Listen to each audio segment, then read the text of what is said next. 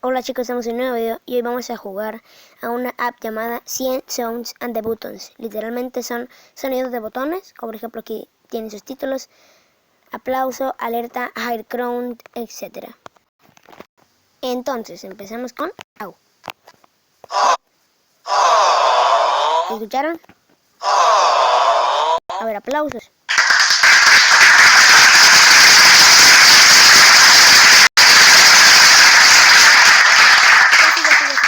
Alerta. Au.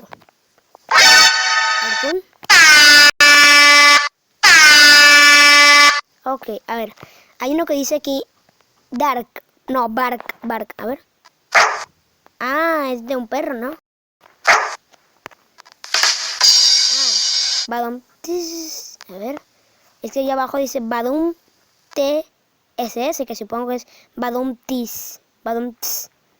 Y acá abajo dice beep. Ese beep. ¿Ya? Bell. Boing. El boing ya sabemos de qué va, chicos. Es como un...